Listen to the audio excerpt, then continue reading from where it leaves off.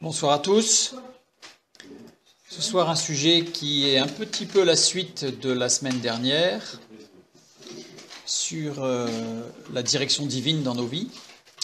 Aujourd'hui, notre perfection en Christ, c'est-à-dire, comme nous allons le lire tout à l'heure et en introduction dans Matthieu 5,48, quand Jésus dit « Soyez donc parfaits, comme votre Père Céleste est parfait ». Alors c'est un verset qu'on va regarder, je me suis dit qu'on allait le regarder ce soir d'un peu plus près et voir un peu le contexte biblique, évidemment, de ce message, de cette parole de Jésus, parce que si on la lit comme ça, je ne sais pas pour vous, mais elle est plutôt décourageante. Parce que soyez parfaits comme Dieu est parfait. Alors on se dit c'est bon, j'y arriverai jamais. Et là on va se remémorer pas très longtemps en arrière, ce qu'on aurait pu faire mieux, ce qu'on aurait dû faire. Bref, donc ça paraît être un petit peu décourageant comme programme. Pourtant, c'est une parole de Jésus. On sait que Jésus est rempli d'amour. Donc certes, on a conscience qu'il veut nous aider, mais quand même, ça paraît être un objectif très, très, très haut. Même s'il y a des paliers, comme on l'a vu la dernière fois, ça paraît être très haut. Donc nous allons regarder ça d'un peu plus près. Et en lien par rapport à la semaine dernière, nous allons relire Colossiens 4,12. Épaphras, qui est des vôtres, vous salue, serviteur de Jésus-Christ. Il ne cesse de combattre pour vous dans ses prières, afin que, parfait et pleinement persuadé, vous persistiez dans une entière soumission à la volonté de Dieu.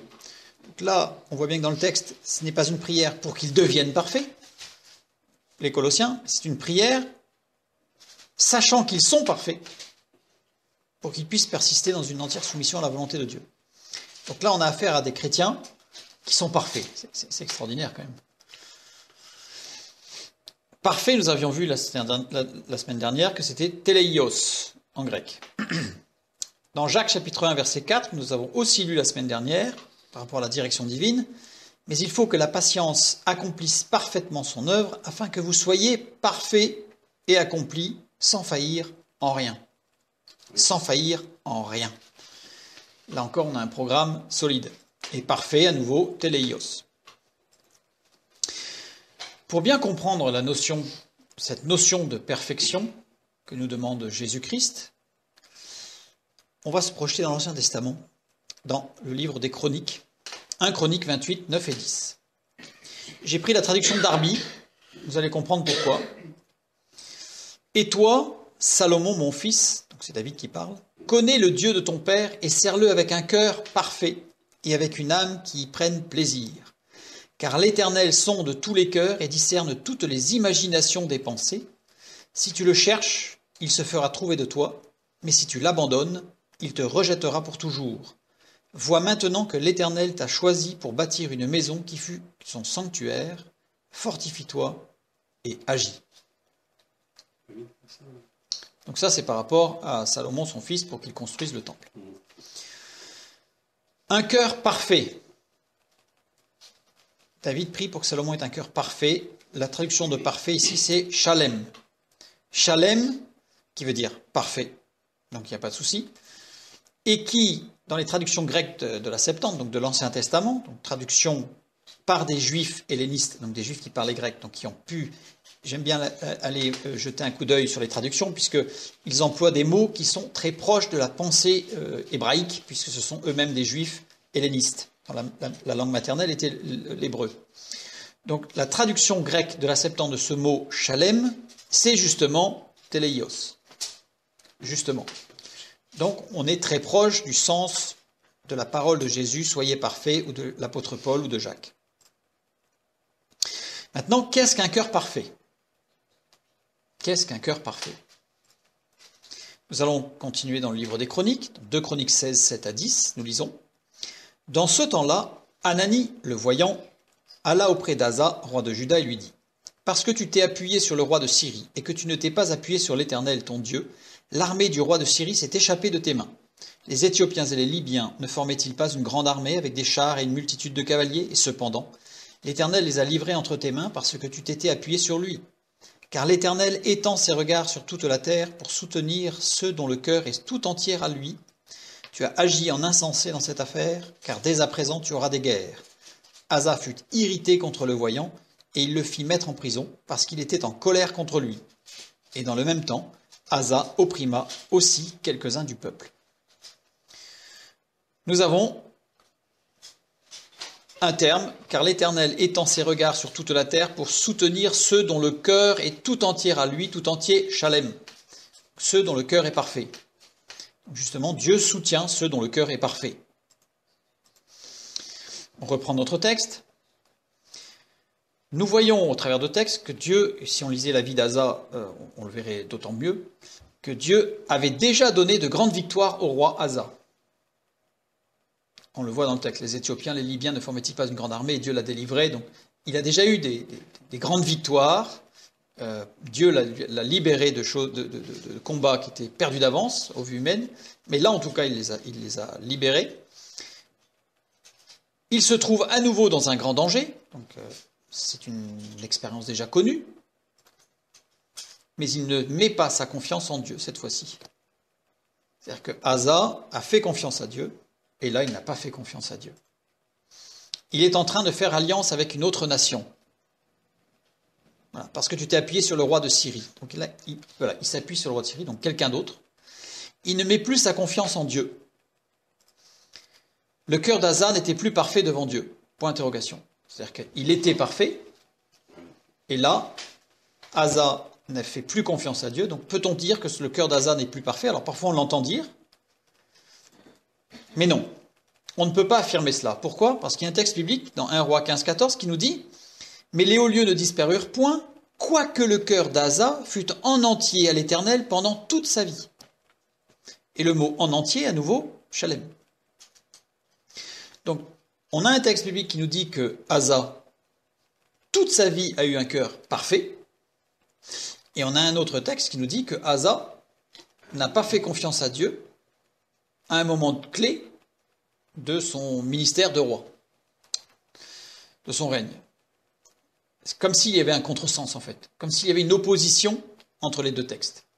Évidemment, il n'y en a pas. Nous allons voir ça. Puisque être parfait égale faire confiance à Dieu, et ne plus faire confiance à Dieu nous semblerait, directement, il semblerait logique de pouvoir dire, c'est ne plus avoir un cœur parfait, ne plus être parfait. Et pourtant, d'après la parole de Dieu, c'est différent de ne plus être parfait. Surprenant. Mais alors, que s'est-il passé pour Asa? Et si on regarde bien le texte, on ne voit à aucun moment que Dieu dit à Asa qu'il n'est plus parfait. On prend un autre texte. Toujours sur Asa. Le reste de toutes les actions d'Asa, tous ses exploits et tout ce qu'il a fait, et les villes qu'il a bâties, cela n'est-il pas écrit dans le livre des chroniques des rois de Juda? Toutefois, à l'époque de sa vieillesse, il eut les pieds malades. C'est une phrase qui est surprenante. On parle d'Asa qui a fait de grandes choses, et on dit toutefois, à l'époque de sa vieillesse, il a eu les pieds malades. Surprenant. Sa vieillesse. Le mot vieillesse ici est un mot particulier, puisque c'est zikna, employé uniquement 6 fois. Donc déjà, ça interpelle, puisque 6, c'est le chiffre qui représente l'homme, l'humanité, l'homme non régénéré. Donc ce c'est employé 6 fois, c'est que ce n'est pas quelque chose, entre guillemets, de naturel. Il y a une sorte de coup de projecteur qui est mis sur ce mot. Donc on va le regarder de près. Zikna, 2 premières lettres, c'est une racine qui signifie diffusion dans le temps et dans l'espace. Donc quelque chose qui se diffuse, qui s'étale, qui s'étend. Ensuite, les deux dernières lettres, nun et, qui sont la racine d'un cri de souffrance. Donc ça veut dire que là on a le sens d'un mot qui veut dire que c'est un cri de souffrance qui va s'étendre et dans l'espace, donc dans le corps, et dans le temps, c'est-à-dire durant l'existence. Et la dernière racine, c'est là que c'est intéressant, est formée de 2 lettres. La première lettre, c'est nun, qui, lorsqu'elle est placée en début de mot, signifie contraction, récession, donc quelque chose qui se contracte, qui se rabougrit, on va dire, qui dépérit. Et la deuxième lettre, c'est la vie. Donc on a l'expression ici, d'ailleurs ce qui rejoint un peu l'idée de vieillesse quelque part, de cette vie qui se rabougrit et qui diminue, qui s'amenuise pour aller jusqu'à s'éteindre. Voilà. Mais c'est quelque chose qui se diffuse dans le temps et dans l'espace. Donc on a bien cette notion-là de tristesse, de vieillesse, pardon, cette notion de vieillesse, mais ici, dans notre texte, ce mot est écrit d'une manière particulière, et en plus une seule fois dans le texte biblique, c'est-à-dire c'est un apax, écrit de cette manière, Ziknatov, apax. Ziknatov, la fin, c'est le mot tav. Tav, nous l'avons déjà vu, c'est la croix. Le signe, la croix. Le nun qui est devant, on a vu que c'est la contraction, la récession. Donc la diminution de la croix dans l'espace et dans le temps. En réalité, ce terme vieillesse, et on va le voir un petit peu plus tard pour Salomon, c'est la même chose. Au moment où il a basculé, il n'était pas encore très vieux à ce moment-là, et pourtant, c'est ce mot-là qui va être employé, écrit différemment, puisque là, il n'y a qu'une seule fois où il est écrit de cette manière. Mais ça décrit en fait une action de Asa qui, de lui-même, en fait, a diminué l'impact du signe de Dieu dans sa vie.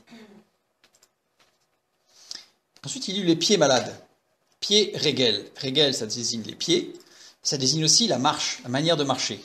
J'ai mis un texte biblique, Genèse 29, 1, où on voit le texte biblique, quand on lit, on voit bien que ce mot signifie que c'est la manière de marcher, c'est la manière de marcher de Jacob. Donc, il met une marche. Donc, régel, c'est qu'il eut la marche malade.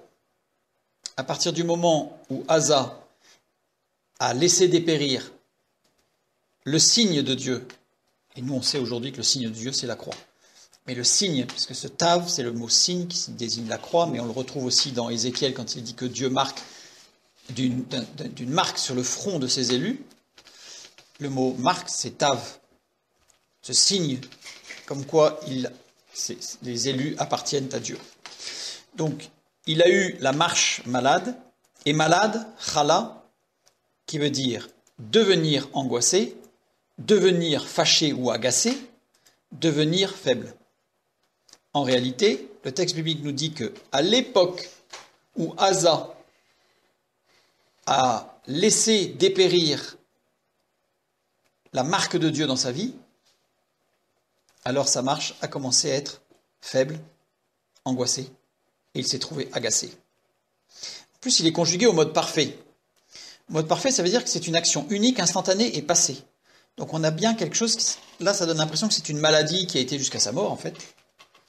Or que c'est pas quelque chose de long, et c'est un point de départ. Et le point de départ, c'est quand Asa a laissé dépérir le signe de Dieu dans sa vie. Et nous reprenons notre texte, et à la fin de notre texte, nous voyons bien d'ailleurs que Asa fut irrité contre le voyant. On voit bien cet agacement-là.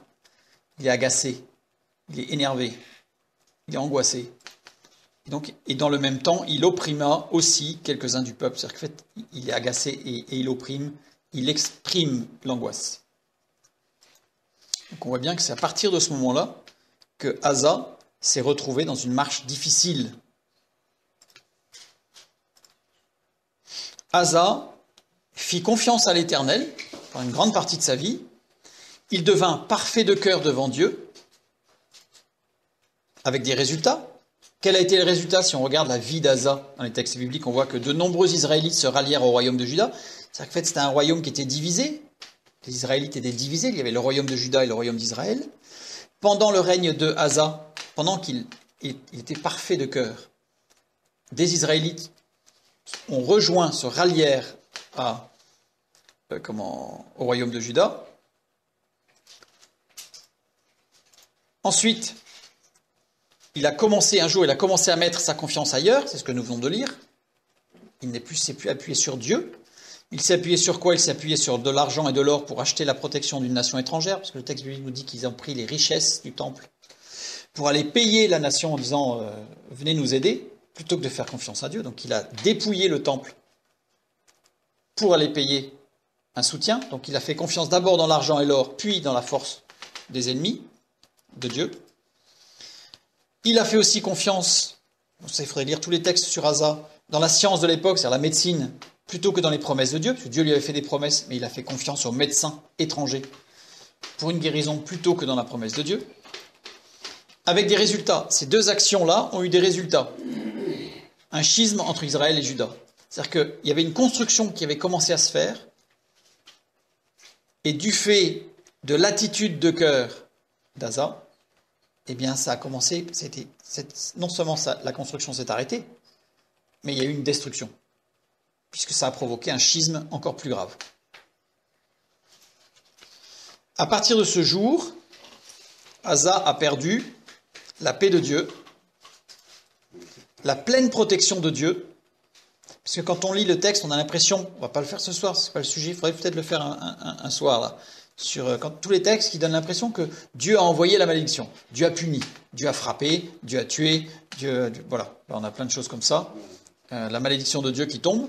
On voit que le texte biblique nous montre plutôt dans son sens littéral que Dieu a comme levé des protections. L'homme qui quitte Dieu, il quitte. C'est comme s'il y avait un château. Tant que l'homme est à l'intérieur du château, tout va bien. S'il sort du château, il est plus protégé par les murailles du château. Ça paraît logique. Donc Dieu a levé la protection, ce qui a eu des résultats, des guerres et le découragement du peuple. Le peuple qui se rapprochait de Dieu s'est trouvé découragé, puisqu'en fait, il y a eu tout un contexte. Donc ça va très très loin, puisque c'était quelque part, c'était un leader, on va dire. Le roi, c'était un modèle qui a marché avec Dieu, qui était parfait de cœur. À ce moment-là, l'Église, le peuple élu, se soudait autour de cette dynamique pour ne former qu'un seul cœur, c'est-à-dire un cœur parfait. Et à partir du moment où lui-même a laissé dépérir le signe de Dieu, la marque de Dieu dans sa vie, à ce moment-là, tout est parti en déliquescence. Matthieu 5, 48. On revient dans le Nouveau Testament. On a compris ce qui s'est passé et on va revenir ensuite à Asa. Mais les deux, comme je le dis souvent, l'Ancien Testament permet de comprendre le Nouveau Testament, mais le Nouveau Testament donne un éclairage tout à fait nécessaire dans la compréhension totale de l'Ancien Testament. Il faut les deux. Donc là, on revient dans le Nouveau et on repartira dans l'Ancien ensuite. Donc Matthieu 5, 48, cette parole de Jésus, « Soyez donc parfaits comme votre Père Céleste est parfait ». Parfait, on a vu que c'était téléios. Téléios, que l'on retrouve ici, d'ailleurs, c'est le même mot, pour désigner la perfection de Dieu. C'est le même mot. Téléios, littéralement, ça veut dire « amener à ses fins ». Soyez donc amenés à votre fin. Pas à la mort, mais au but que Dieu a amené.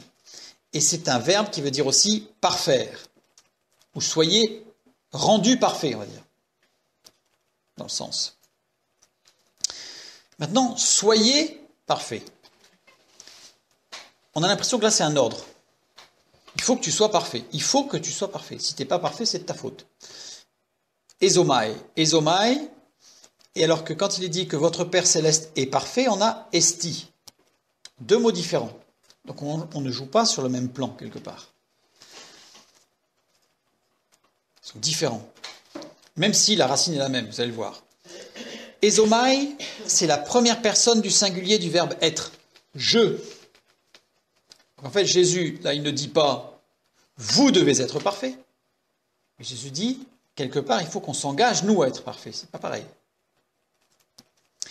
Et esti, c'est la troisième personne du singulier du verbe être. C'est bien Dieu qui est parfait. Lui qui est et qui fait être, il est Dieu, il est parfait. Il n'y a pas de doute.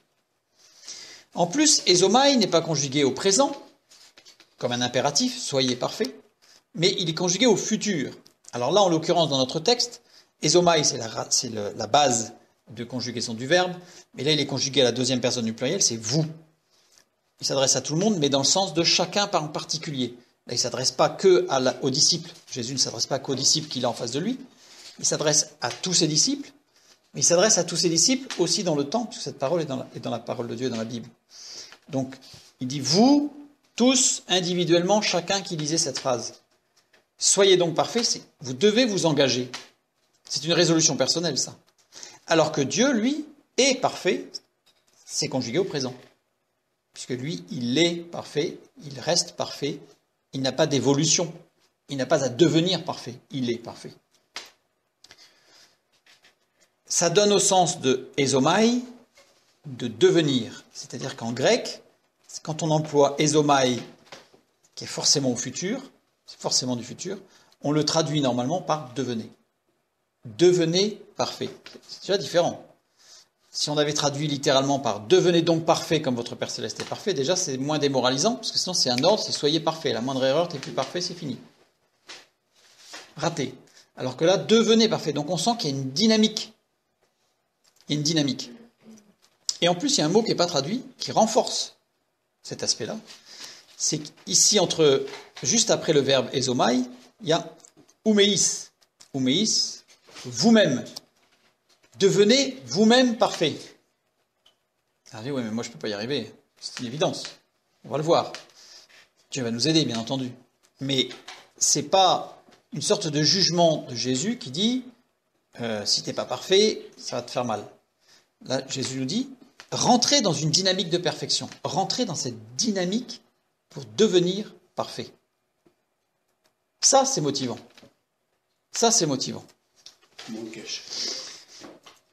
Voilà. Avec une conjugaison impliquant un acte volontaire personnel d'engagement. C'est-à-dire que cette conjugaison-là, en fait, c'est le sens de devenir, mais le texte, non seulement dans sa conjugaison, dans sa forme grammaticale, mais en plus dans sa construction de la phrase en rajoutant oumeis, Jésus insiste bien sur une action volontaire en disant « je veux ». Je veux rentrer dans cette dynamique de perfection. Je veux devenir parfait. Jésus n'est pas en train d'imposer un joug en disant « sois parfait », et on se retrouvera quand il y arrivera. Jésus est en train de dire à ses disciples et à nous, rentrez dans cette dynamique pour devenir parfait comme votre Père Céleste est parfait. Téléios, je reprends le verbe. Téléios vient de tello. Tello, ça décrit une expression particulière. Une expression, c'est décrit la longue vue des marins que l'on rallonge une fois qu'on a le but en visée pour encore mieux le voir. C'est-à-dire qu'avec la longue vue qui est courte, on a un champ de vision large, donc on peut viser ce qu'on veut regarder. Et une fois qu'on l'a bien, on rallonge petit à petit pour focaliser sur notre but, pour le voir de plus en plus gros ou de mieux en mieux, ou on peut dire aussi pour avoir un champ de vision de plus en plus réduit sur cet objectif et ne pas se laisser perturber par ce qu'il peut y avoir autour. Ce verbe-là implique donc une dynamique. Mais c'est celui qui a la longue vue qui exerce cette dynamique. C'est celui qui a la longue vue qui décide de grossir ou pas, vous voyez, cet objectif, ce but. Dieu nous donne le but à fixer.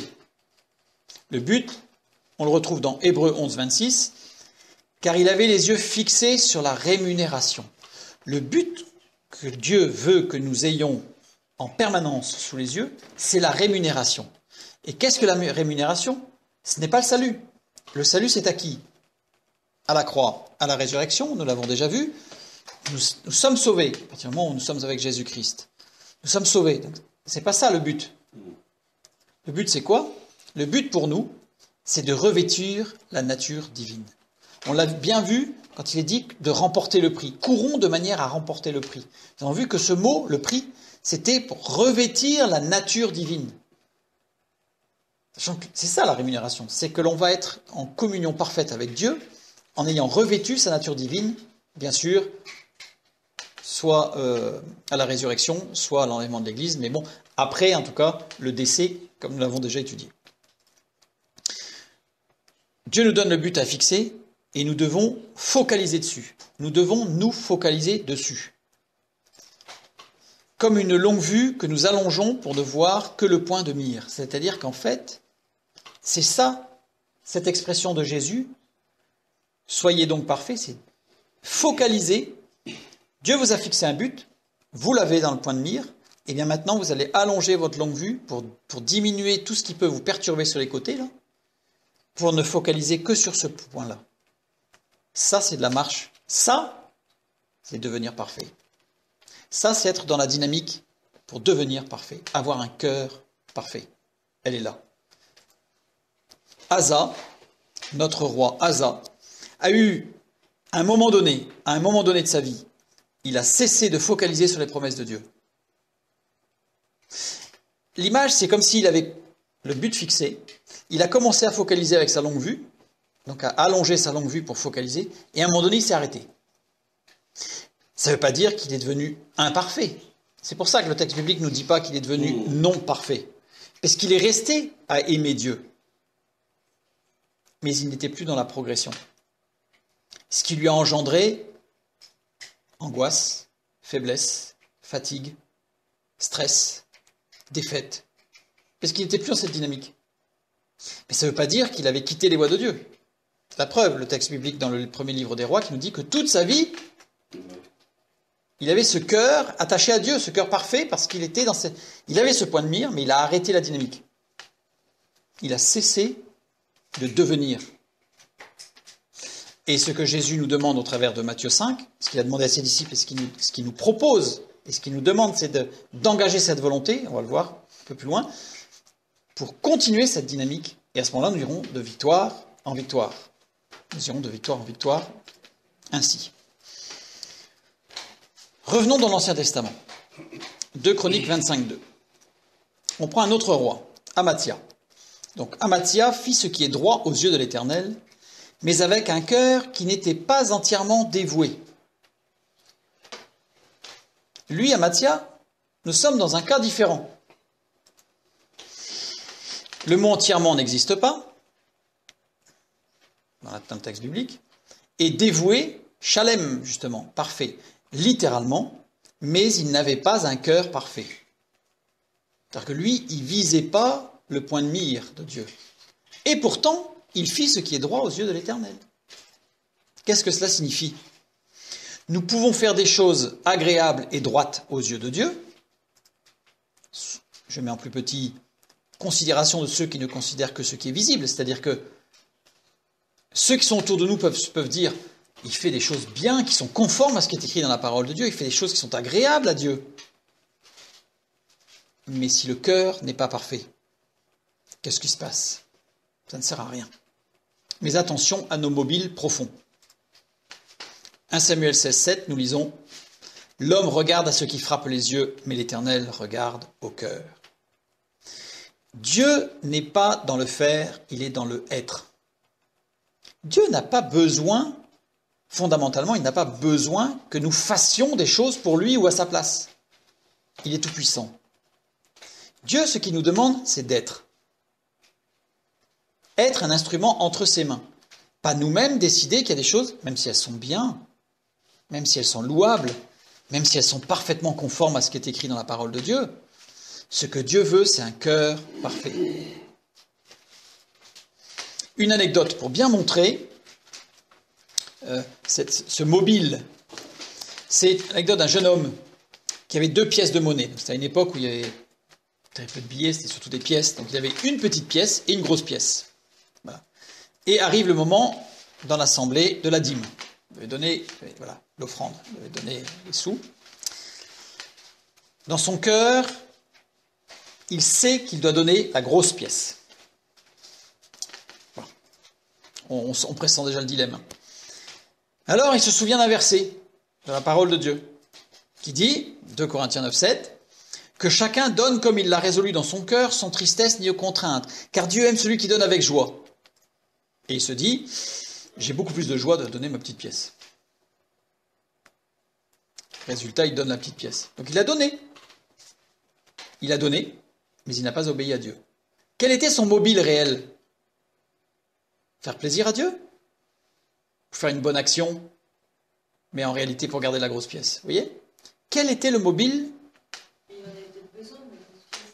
Il avait peut-être besoin de la grosse pièce, mais si Dieu lui dit, si Dieu lui dit donne cette pièce, Dieu sait très bien qu'il avait peut-être besoin de cette pièce. À ce moment-là, je vais donner une autre anecdote rapidement. Jeunesse en mission, tout le monde connaît l'œuvre de Jeunesse en mission. Jeunesse en mission, Dieu met à cœur des responsables d'acheter un bateau. Un bateau, donc je ne sais plus la somme, on va dire 100 000 euros, mais c'était en francs à l'époque, mais bon, peu importe, c'était une énorme somme en tout cas pour quelqu'un qui n'avait rien. Donc, ils n'avaient rien. Donc, ils ont prié. Un jour, ils reçoivent un don de 100 000 euros. Alors, je dis 100 000 euros, mais c'était plus précis que ça. Ça va être 152 000, et ils reçoivent un don de 152 000. Vous voyez, c'était quelque chose de précis. Là, ils se disent, c'est formidable, on a reçu la réponse. Et pendant qu'ils étaient en train de louer Dieu, Dieu leur dit, ah non, mais non, ce chèque, il n'est pas pour toi. Il faut que tu le donnes à une autre association qui veut acheter un bateau aussi. Sachant qu'entre-temps, convaincus que Dieu les avait appelés à acheter, là c'était pas un bateau, c'était un château, voilà. Eux c'était un château, les autres c'était un bateau, ils s'étaient engagés, ils avaient signé un compromis sur un château à ce montant-là. Ils disent, mais Seigneur, on en a besoin de cet argent pour la semaine prochaine. Et là, on l'a. Et Dieu leur dit, non, non, mais ce chèque-là, il est pour une autre association pour un bateau. Donc, à ce moment-là, on va y venir, à ce moment-là, ils ont obéi, ils ont donné le chèque de 152 000 euros pour l'autre association. Et 2 jours après, ils ont reçu d'une autre personne un autre don, 252 000 euros pour le château. Alors évidemment, j'entends ici, ça aurait été quand même plus simple que Dieu envoie directement aux personnes concernées les chèques. Mais Dieu veut aussi nous amener à faire des expériences de foi pour savoir, pour comprendre que Dieu, lorsqu'il dit quelque chose, il connaît toute chose. Nous, on a une vue, on n'a pas, nous, on a une vue, on voit juste un peu plus loin que le bout de notre nez. Lui, il a de la hauteur, lui. Il voit Dieu. Il voit tout ce qu'il y a devant, tout ce qu'il y a derrière, tout ce qu'il y a sur les côtés. Il connaît toutes choses. Faisons-lui confiance. Est-ce que le prix du château, c'était le même prix que le prix du bateau? Oui, le château, c'était le prix du bateau, parce que sur le château, il y avait beaucoup de travaux. Je me souviens très très bien, le château, il y avait beaucoup de travaux. Mais c'était, voilà, et ensuite Dieu a béni, puisque pour le château, pour les travaux, il y a eu des sous au fur et à mesure qu'il en avait besoin, etc. Dieu a béni. Et c'est une expérience qui a été très utile par la suite, pour d'autres actions à mener où Dieu avait donné des paroles de Dieu. Ils se sont appuyés, puisque Dieu nous donne de faire des expériences aussi pour qu'on puisse s'appuyer dessus aussi. Hein. C'est très bien qu'on n'ait pas... nos pieds touchent encore par terre, et fort heureusement. Donc, Dieu a donné des expériences, nous donne des expériences qui nous permettent d'avancer, comme on l'a vu la semaine dernière. On monte au sommet de certaines manières avec des paliers, etc., etc. Ça, c'est la vie chrétienne. En tout cas, c'est pour montrer que quels sont les mobiles dans chacune des actions. Dieu ne jugera pas les actions en tant qu'action, mais Dieu nous jugera dans nos actions en tant qu'obéissance avec joie au plan de Dieu et à la direction de Dieu. Voilà. Quels sont les mobiles de nos actions? Nos mobiles déterminent nos choix.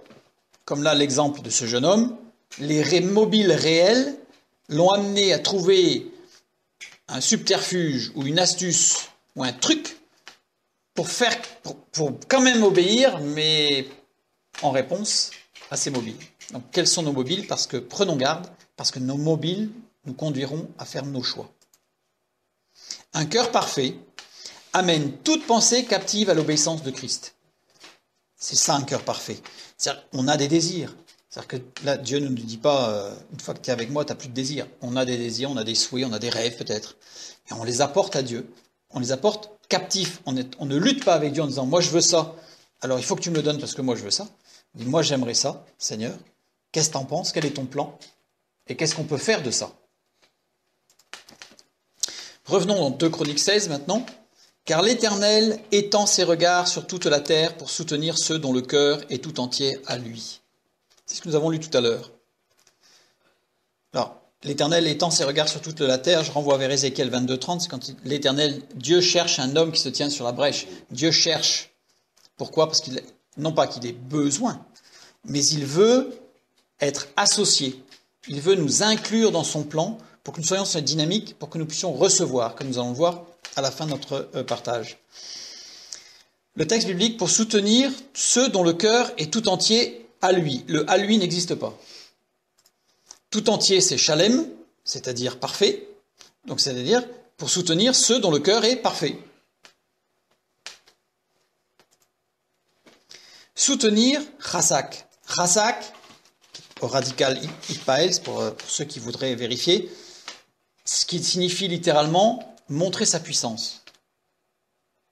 Littéralement, l'Éternel étend ses regards sur toute la terre pour montrer sa puissance à celui dont le cœur est parfait. Écriture complète ici, puisqu'il y a une écriture particulière, les trasek. Le début du mot signifie pour le compte de. C'est extraordinaire. Car l'Éternel étend ses regards sur toute la terre pour montrer sa puissance pour le compte de ceux qui ont le cœur parfait. C'est-à-dire, c'est pour eux que Dieu veut montrer sa puissance. Il veut manifester sa gloire pour ceux qui ont le cœur parfait. Donc ça va plus loin que soutenir. Ça va beaucoup plus loin, puisqu'il remplace dans l'action puissante, dans la bénédiction. On retrouve ce texte dans Exode 14, 14. L'Éternel combattra pour vous et vous gardez le silence. Dans certaines traductions, restez tranquille, soyez tranquille. Littéralement, garder le silence, c'est un seul verbe. Hararsh, qui signifie garder le silence, en effet, mais qui signifie aussi faire le sourd et qui signifie labourer tranquillement. En fait, ce verbe signifie ne pas se laisser perturber et continuer son travail en ligne droite, parce qu'on laboure rarement en zigzag. Deutéronome 5, 32, vous ferez avec soin ce que l'Éternel, votre Dieu, vous a ordonné, donc labourer en ligne droite. Vous ne vous en détournerez ni à droite, ni à gauche.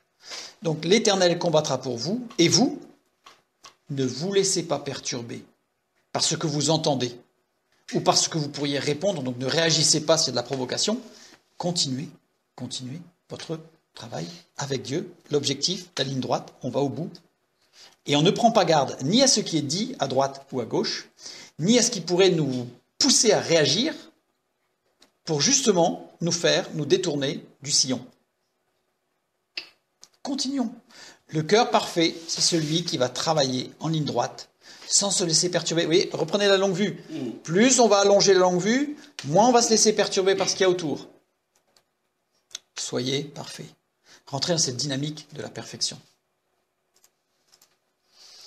Si nous ne focalisons plus sur la rémunération, ce que Dieu nous a promis, qu'est-ce qui va se passer? Un exemple, 1 Roi 11, 4 à 6. À l'époque de la vieillesse de Salomon, on retrouve le même mot que tout à l'heure, à l'époque de la vieillesse de Salomon, ces femmes inclinèrent son cœur vers d'autres dieux. Et son cœur ne fut point tout entier à l'Éternel, son Dieu, comme l'avait été le cœur de David, son père. Salomon alla après Astarté, divinité des Sidoniens, et après Milcom, l'abomination des Ammonites. Et Salomon fit ce qui est mal aux yeux de l'Éternel, et il ne suivit point pleinement l'Éternel, comme David, son père. Qu'est-ce qui s'est passé? Eh bien, on retrouve Zikna, ce fameux mot qu'on a retrouvé pour Asa. C'est-à-dire qu'à un moment donné, Salomon a laissé dépérir la promesse de Dieu dans sa vie. Et du coup, son cœur ne fut point tout entier, il n'était plus parfait, parce que non seulement il a décidé, il a arrêté la dynamique de croissance, donc il a arrêté sa longue vue pour la faire s'allonger de plus en plus. Mais là, le texte biblique nous montre qu'il a ramené sa longue vue, c'est-à-dire qu'il a fait marche arrière. Alors le problème de la marche arrière, c'est qu'il y a une théorie qui dit, une doctrine, qui veut que quand on est sauvé, c'est bon. Une fois pour toutes. On peut pas perdre son salut. C'est une théorie qui n'est pas biblique, qui est rassurante pour plein de personnes et ça permet d'éviter de trop stresser, mais elle n'est pas biblique. Par contre, qui est en mesure de dire qu'une personne, dans sa régression, est sauvée ou pas? Je pense qu'il n'y a que Dieu. Je prends toujours cette image. Le salut, c'est comme quand on rentre dans une grande propriété avec un mur d'enceinte. Il n'y a qu'une seule porte pour entrer dans cette propriété. C'est Jésus-Christ. Il n'y a qu'une seule porte. On rentre par là. Quand on est passé par la porte, on est en sécurité dans l'enceinte de la propriété où le jardin est luxuriant, avec une grande colline au milieu et en haut de la colline, il y a un énorme château. C'est là que vit le maître des lieux. C'est une image, bien sûr.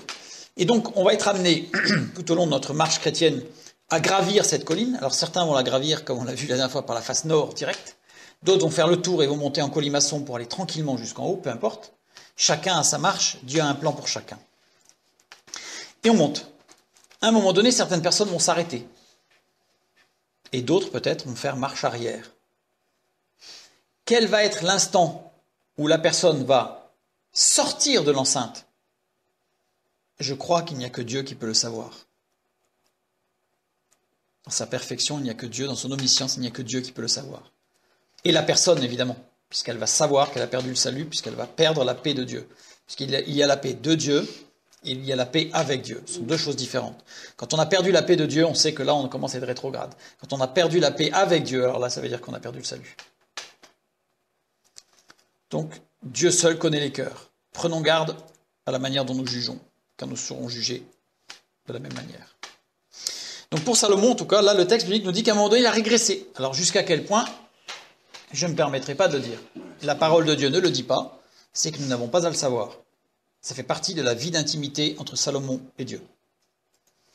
En tout cas, le texte biblique nous permet de comprendre des choses. C'est-à-dire qu'à partir du moment où il a arrêté de focaliser sur la rétribution, sur le plan de Dieu, sur le but que Dieu lui avait fixé, qu'est-ce qui s'est passé?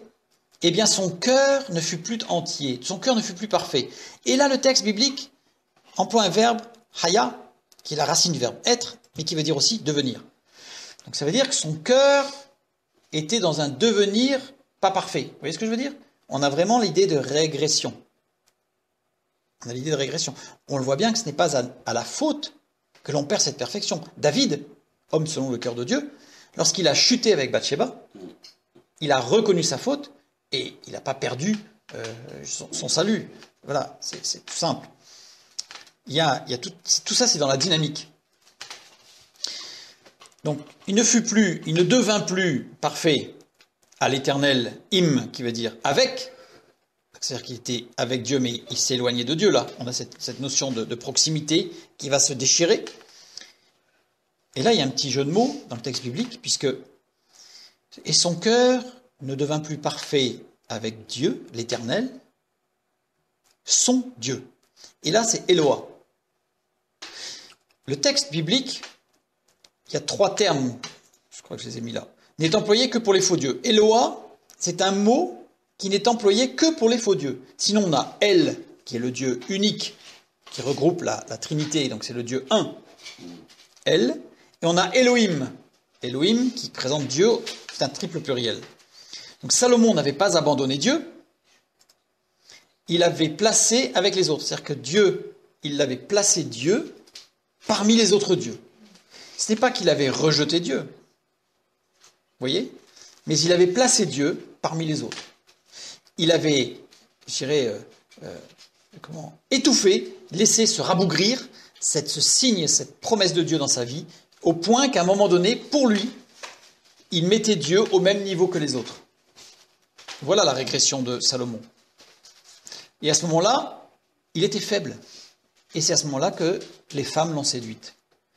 Le texte biblique nous montre bien que ce ne sont pas les femmes qui ont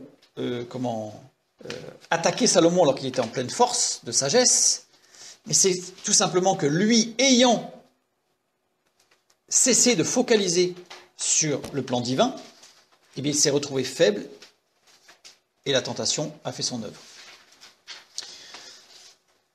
Justement, par rapport à Eloah, nous avons Elohim, Dieu, qui est le pluriel de Eloah, qui est lui-même le pluriel de El. El étant un Dieu, c'est un mot qui montre vraiment l'unicité, c'est-à-dire c'est un, unique. Eloah, c'est un pluriel, donc c'est au minimum 2. Et Elohim, le pluriel du pluriel, au moins 3. Sachant que là, on a Dieu 1, Elohim ou El. Et Eloah représente toujours les faux dieux. Pourquoi? Parce qu'à partir du moment où on accepte Dieu comme les autres, c'est-à-dire par exemple qu'on enlève l'esprit, qu'on enlève le Fils de Dieu, qu'on enlève un morceau, je dirais, qu'on enlève un aspect si on voulait parler, on dirait, si on enlève une hypostase de Dieu, c'est-à-dire l'une des 3 personnes de Dieu, à ce moment-là, Dieu devient un Dieu comme les autres, au même rang que les autres dans notre jugement, puisque la réalité est tout autre, bien entendu, puisque Dieu reste Dieu. Et là, ça devient un faux Dieu. Même si on adore Yahvé, même si on adore Jésus-Christ, si on retire à Dieu une hypostase, si on retire à Dieu l'une des personnes de Dieu, c'est un faux Dieu. Nous n'avons pas la relation avec Dieu. Et donc, c'est ce qui s'est passé pour Salomon. Nous laissons accès, si nous ne focalisons plus sur la rémunération, nous laissons accès à la tentation, à la faiblesse, à l'agacement, à l'anxiété, à l'angoisse, etc., etc. Nous voyons dans ce texte, je vais le souligner parce que ça me semble important, un autre glissement subtil de Salomon. 1 Roi 8, 61. Les paroles de Salomon au peuple de Dieu. Donc c'est avant cette décision de Salomon de cesser cette dynamique de perfection. 1 Roi 8, 61, nous lisons « Que votre cœur », donc c'est Salomon qui parle au peuple de Dieu, « Que votre cœur soit tout à l'Éternel notre Dieu, comme il l'est aujourd'hui, pour suivre ses lois et pour observer ses commandements. Et le point important, là il dit notre Dieu, et là le texte biblique dit son Dieu. Salomon s'était exclu de la communauté du peuple de Dieu. C'est-à-dire qu'en fait, ce n'était plus Dieu du corps de Christ, là c'était le peuple élu, notre Dieu. Il faisait partie d'une communauté, il était dans cette dynamique d'ensemble avec le peuple de Dieu, qu'on appellera dans le Nouveau Testament aujourd'hui, avec l'œuvre de Jésus-Christ, le corps de Christ, l'Église, on peut transposer. Salomon s'est exclu, c'était devenu son Dieu. Et combien de fois on peut entendre « Oui, mais moi j'ai ma relation avec Dieu, voilà, c'est un peu le Dieu à ma sauce, quoi. » Eh bien là non, c'est un faux Dieu ça. Dans Philippiens chapitre 3 verset 15, « Nous tous donc qui sommes parfaits », ce mot parfait c'est téléios, nous tous donc qui sommes parfaits, ayons cette même pensée. Et si vous êtes en quelque point d'un autre avis, Dieu vous éclairera aussi là-dessus. C'est-à-dire que nous devons avoir cette même pensée du corps de Christ. C'est pas chacun qui a son Dieu. Ensemble, nous devons avoir notre Dieu. C'est un autre glissement de Salomon qui justement vient du fait qu'il n'a plus focalisé sur la rétribution, sur la rémunération. Si nous ne focalisons plus sur la rémunération, nous ajusterons Dieu à notre image et nous ne serons plus en devenir à son image. Combien de fois on entend parler des gens, des chrétiens parfois malheureusement, qui vont parler de Dieu comme d'un homme. Il aurait dû faire ceci, il n'a pas fait ça. Moi je voudrais qu'il fasse ci, moi je voudrais qu'il fasse ça. Mais c'est Dieu, c'est le Dieu créateur. On en oublie qu'il est Dieu.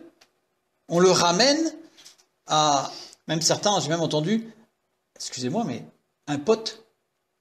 Jésus, c'est mon pote. J'ai déjà entendu ça, mais c'est abominable de dire ça. Il est Dieu, il n'est pas un pote. Il est le créateur de l'univers.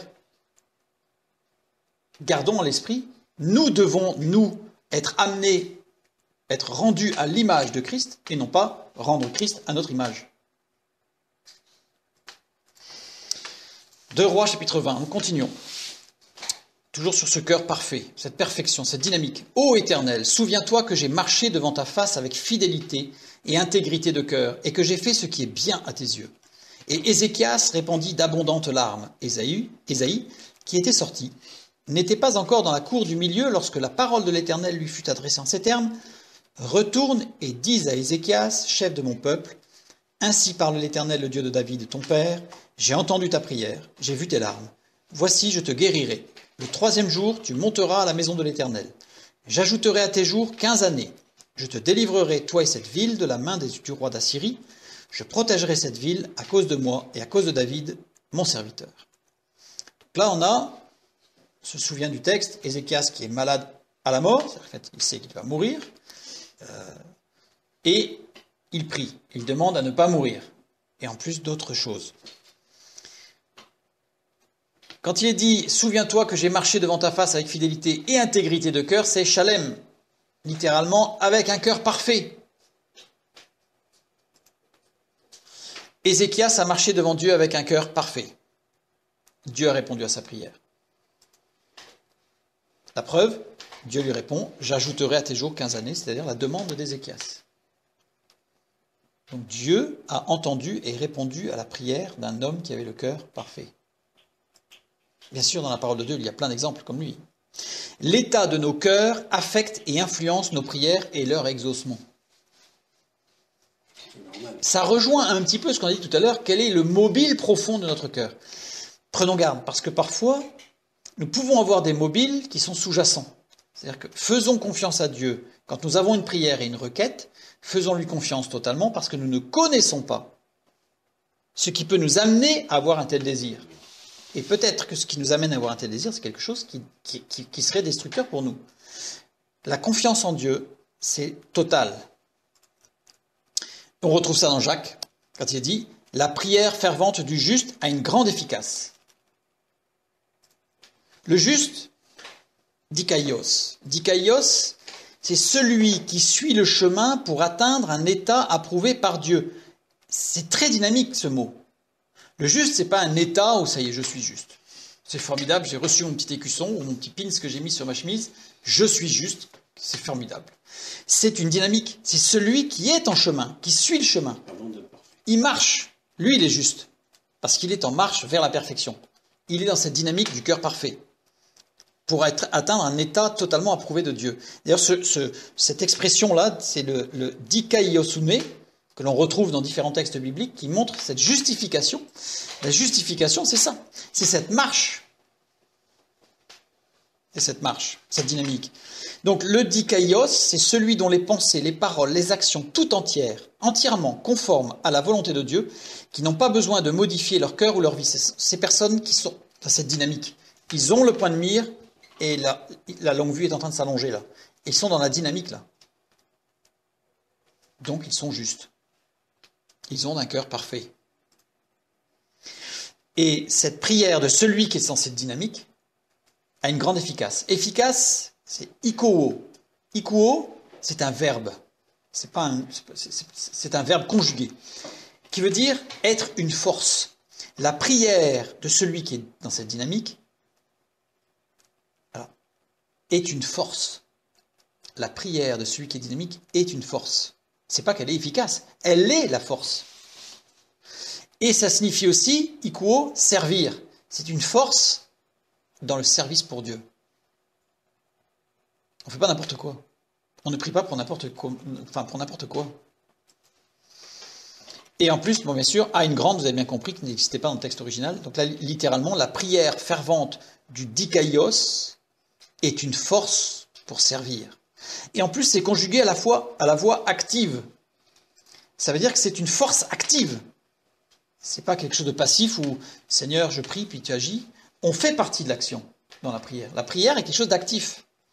Et le service est actif. Donc, ikoo, la prière fervente du dikaios, est une force active, un service actif. Pour Dieu, bien sûr. Donc, avoir un cœur parfait, c'est faire confiance à Dieu, avant tout. En tout temps, en tout domaine, en tout lieu, en tout domaine de notre vie. C'est ça, faire confiance à Dieu en tout temps. On pourrait dire en permanence, mais on pourrait aussi dire en tout temps, dans les moments où tout va bien, dans les moments où tout va mal.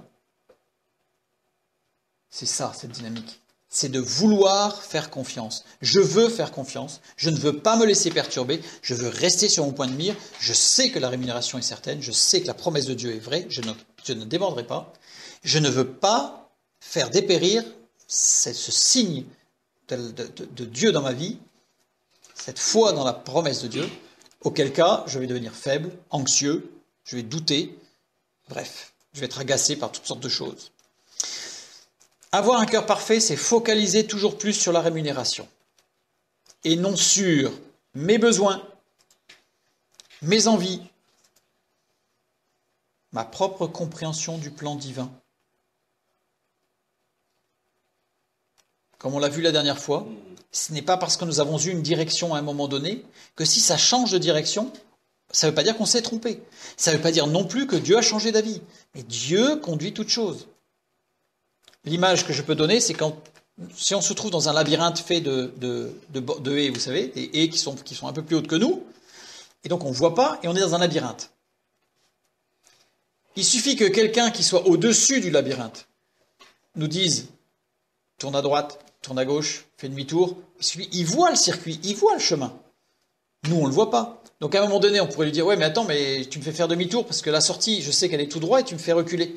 Mais parfois, il faut savoir faire des détours pour aller. Dieu, c'est comme ça qu'il nous conduit. Il voit nos choix, les choix extérieurs, les dangers, les risques, les tentations. Et il conduit. Laissons-nous conduire. Donc, focalisons sur le plan de Dieu, la parole de Dieu au travers de la parole de Dieu, et non pas sur nos besoins, nos envies, nos besoins qui peuvent être tout à fait légitimes. Et on apporte nos besoins à Dieu, mais faisons-lui confiance, parce qu'il sait de quoi nous avons besoin. Pas un seul cheveu de notre tête ne tombe, même quand on fait son shampoing ou même quand on se brosse les cheveux. Et si j'en arrache un? Et même si tu en arraches un, il sait combien tu en as enlevé. Donc notre compréhension du plan divin, prenons garde à notre compréhension du plan, faisons-lui confiance, même dans ce domaine-là. Avoir un cœur parfait, c'est garder comme mobile la manifestation de la gloire de Dieu dans sa vie. Le mobile de nos actions, le mobile, le centre, le point de mire, c'est la gloire de Dieu dans nos vies, c'est pas l'action de Dieu autour de nous. C'est d'abord la gloire de Dieu dans nos vies, et à ce moment-là, nous allons devenir des vrais témoins. Et non pas la satisfaction personnelle, évidemment.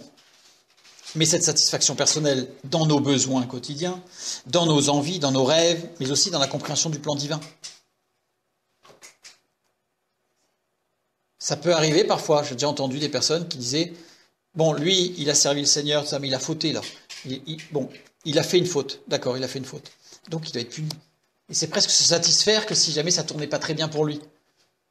Faisons confiance à Dieu. Laissons toutes choses entre les mains de Dieu. Pas de satisfaction personnelle, quelle qu'elle soit. Le seul point de mire, c'est la gloire de Dieu dans nos vies et dans la vie d'autrui. Et non ce mobile de la manifestation de la gloire de Dieu dans nos vies, et non pas la démonstration aux autres que nous sommes parfaits. Parce que parfois, il ne faut pas se le cacher, ça fait quand même plaisir quand on a des gens autour de nous qui nous disent « Ah, c'est bien, oh, super, super ». Ça fait plaisir. On préfère ça que quand quelqu'un nous dit « C'est nul ». Évidemment. T'es vraiment nul. Ça fait moins plaisir que t'es vraiment super.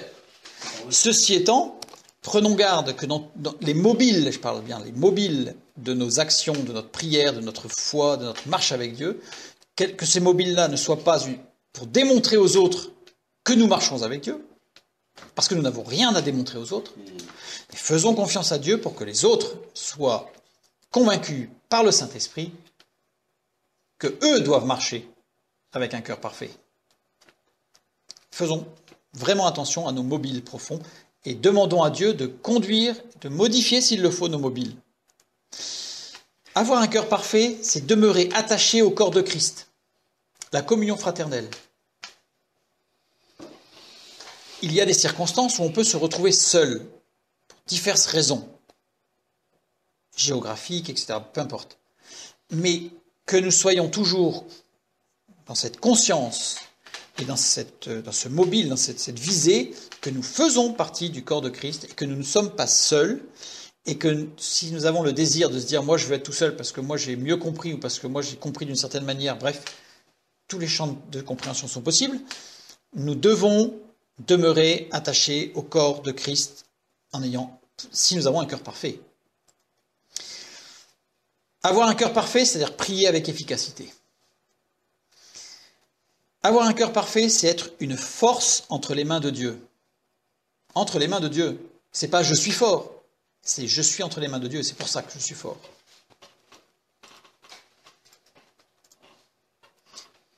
Je suis une force entre les mains de Dieu pour la gloire de Dieu, avant tout. Pour le service de Dieu, mais ce qui prime, c'est le service de Dieu pour la gloire de Dieu. Pour progresser, ou pour focaliser toujours plus dans la perfection, puisque moi-même, je suis une force entre les mains de Dieu pour que Dieu m'amène moi-même à marcher encore plus dans ce chemin vers le but. Matthieu 5, 48, nous comprenons beaucoup mieux cette parole de Jésus. Soyez donc parfaits, comme votre Père Céleste est parfait. Rentrez volontairement dans cette dynamique pour devenir parfait, pour revêtir la nature divine, la nature de Dieu le Père. La rémunération, c'est au bout, là. C'est au bout. Gardez ça en point de mire, et vous serez comme mon Père. Vous deviendrez un, comme moi-même je suis un avec mon Père, comme moi-même je suis un avec mon Père. C'est ce que dit Jésus. Nous aurons revêtu la nature divine. Et 1 Chronique 28, 9, ce que nous avons lu tout à l'heure. Et toi, Salomon, mon fils, et là on peut mettre notre nom à tous. Et toi, mon fils, ma fille, connais le Dieu de ton Père et sers-le avec un cœur parfait et avec une âme qui y prenne plaisir. Ça, c'est tout le programme de notre vie. C'est pas le programme de ce week-end, c'est le programme de toute notre vie. Gardons ce point de mire. Gardons ce point de mire. Un petit bonus. Shalem. Nous avons vu que Shalem, c'est le mot qui est la perfection que j'ai mis entre guillemets, perfection dynamique, c'est-à-dire parfait, mais c'est cette dynamique. C'est pas une perfection parce qu'on a reçu le diplôme de la perfection, donc ça y est, c'est formidable. C'est vraiment cette dynamique, donc perfection dynamique, qui désigne le cœur parfait. Mais cette écriture de Shalem peut se lire aussi Shalom, et ça veut dire que celui qui a un cœur parfait, il a un cœur consolé. Avoir un cœur parfait, c'est avoir un cœur consolé. Avoir un cœur restauré. Avoir un cœur réalisé, ou qui se réalise. C'est-à-dire qu'il connaît le bonheur dans la construction de sa vie. Avoir un cœur accompli. Ce mot se lit aussi Shélam, un cœur complet, dans lequel il ne manque rien. Se lit aussi Shélem, qui veut dire un cœur qui loue Dieu dans la joie. Oui, il manque un bout. Shalom, parce que ça s'écrit légèrement différemment, c'est pas tout à fait la même lettre, mais ça se prononce pareil. Shalom, un cœur sauvé, qui connaît le salut, évidemment. C'est une évidence. On ne peut pas avoir un cœur parfait si on ne connaît pas le salut. C'est une évidence. Shalem, un cœur saint et rendu indemne. Sous-entendu, nos cœurs, au départ, ne sont pas indemnes. On a subi des coups, on a subi des blessures, mais dans cette dynamique, notre cœur va devenir saint, donc il est sanctifié, et il est rendu indemne, donc il est guéri. Un cœur en sécurité, Shalem. Un cœur parfait, Shilem. Un cœur béni. Un cœur qui reçoit la rétribution. Cette promesse-là, dans le mot même du cœur parfait, par la foi, nous saisissons cette promesse que c'est un cœur qui est béni, c'est un cœur qui reçoit la rétribution, qui reçoit la rémunération. Shalom, un cœur dans la paix, rempli de paix. Un cœur en sécurité, shalom aussi, ce qui signifie. Un cœur solide et sûr. Shilum, Shilum, un cœur qui reçoit la récompense encore. Donc, engageons-nous, si nous n'y sommes pas, dans cette dynamique de la perfection, dans cette dynamique du cœur parfait, pour devenir un juste, c'est-à-dire celui qui suit le chemin que Dieu lui a tracé. Et à ce moment-là, nous connaîtrons tout cela dans cette marche dynamique. C'est une promesse de Dieu, elle est vérité, elle est véritable. Nous pouvons nous appuyer dessus et répétons-nous que cette parole de Jésus nous invite à devenir parfaits comme notre Père Céleste est parfait. Que Dieu vous bénisse et à bientôt.